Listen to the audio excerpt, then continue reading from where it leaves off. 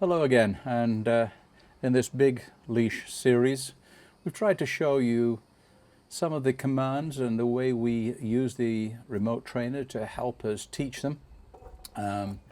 We've shown you dogs which are not fully trained, dogs which are almost ready to go home, as you might say, and have a high degree of training. But you can see all the time we're constantly training, we're constantly working with those dogs. And you know, people often say to me, well, what about behavioral problems? What about cat chasing, car chasing? What about aggression? Can the collar help with those? And at one time people seem to think that you used it as a punishing correction tool. The dog chased a cat, you put it on as high as possible, you hit it with that, and there we go, that solved the problem. Well, that's not the way I particularly like to work. What I'm always looking at as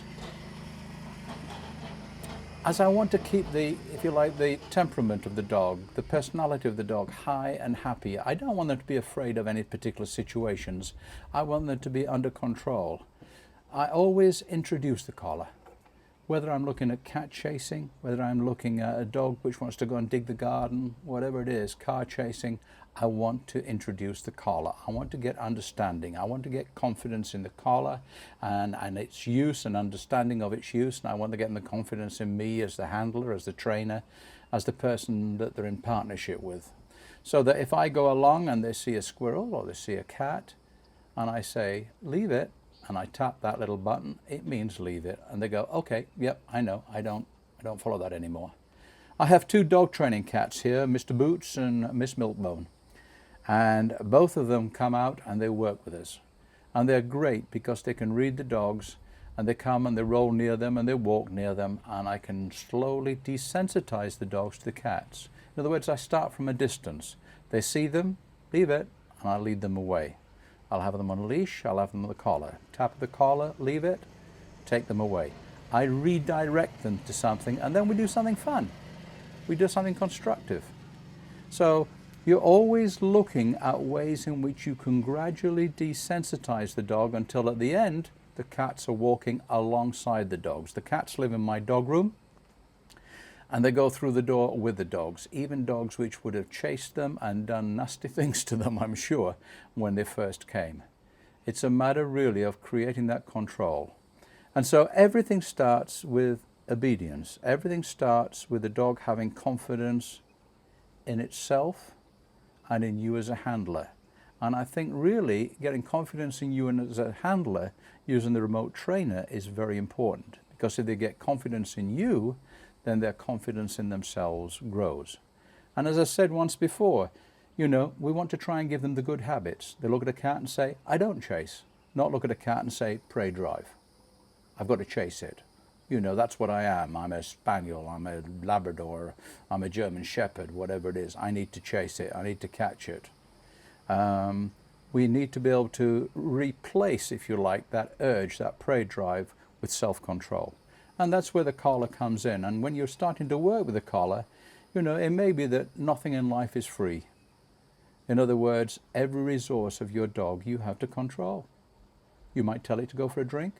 You may control how much it drinks. You may ask it to sit before it gets its food. You may actually put it into the crate so when you can't control it, it doesn't get into trouble. But nothing in life is free. You take control. As that dog gets the right habits, then you can gradually release the boundaries, the limitations on that dog. And the dog begins to do the right things because it's learned to do the right things. You know, so when it comes to the use of the remote trainer, for nearly all behavioral problems, it's interesting, people talk about thunderphobia. I had a dog which was a little bit thunderphobic, my own dog. But if I put the collar on her and went out with her, it seemed to give her confidence for some reason, and she wasn't as thunderphobic. She didn't worry about it too much. She'd go out and retrieve and play with me in the thunder. But if that wasn't on, and we weren't doing anything like training, she would be very worried. So sometimes it can help you in ways you wouldn't imagine. So when we're looking at dogs which countersurf, leave it, create a boundary around that. Dogs which go and jump up on people, when they come towards people, you tap them on the collar just before they get and you go sit, so it becomes a habit that I sit in front of people, I wait to be greeted. The doorbell rings, the dog runs to the door, you teach it to go to a place. Tell it to wait on a place, tell it to stay in that place. Let people ignore it until you invite it off, and then it can be greeted by the people. So there's a lot of behavioral issues, coprophagia, poop eating. Some dogs do it, they can't help it. Put a collar on them, introduce the collar, get them familiar with the collar. They go to eat something, you just tap it and say, thank you very much for finding it, leave it. You go and pick it up yourself, put it in a plastic bag and take it away. There are many behavioral problems which are from the natural instincts of the dog. They're part of what's built into them.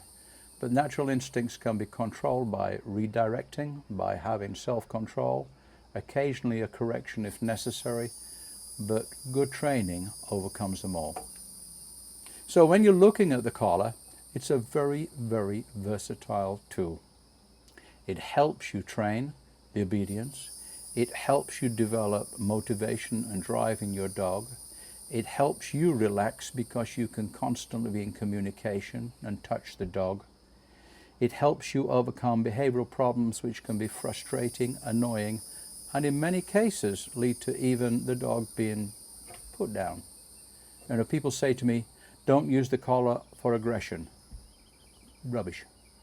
If you have aggression of any nature, teach the dog to be in control of itself and to accept control from its handler.